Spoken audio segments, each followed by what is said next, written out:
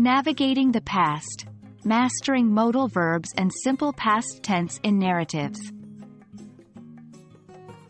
Hello everyone, welcome to our new lesson.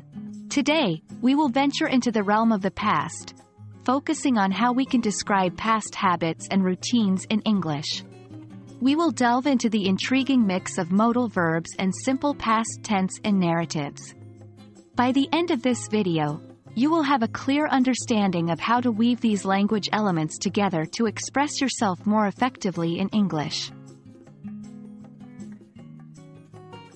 Before we jump into narratives, let's quickly recap what modal verbs and past simple tense are.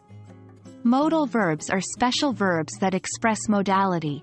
This includes possibility, ability, permission, or obligation. Examples include can, could, may, might, shall, should, will, would, must. On the other hand, past simple tense is used to talk about a completed action in a time before now. Regular verbs in the past simple end in -ed. For example, walked, talked, pushed. Modal verbs can be used to describe past habits and routines.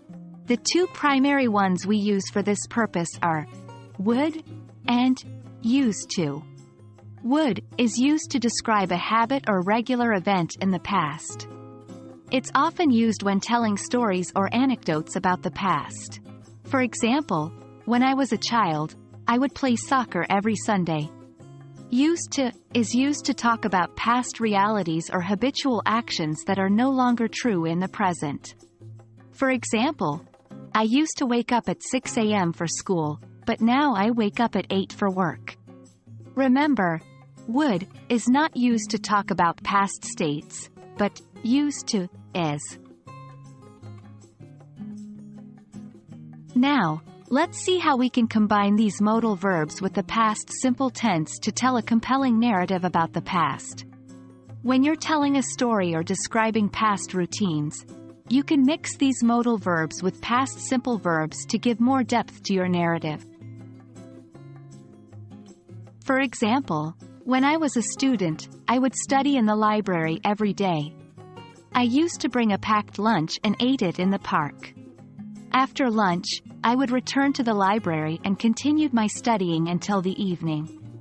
Notice how the modal verbs, would, and used to, help set up the habitual actions of studying and bringing lunch, while the past simple verbs, ate, and continued, describe the specific actions that were completed in this routine. And that wraps up our lesson on combining modal verbs with past simple tense in narratives.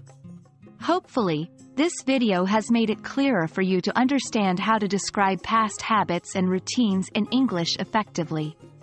Remember, practice makes perfect, so keep trying to incorporate these language elements in your everyday English. Thank you for watching, and until next time, keep practicing and happy learning.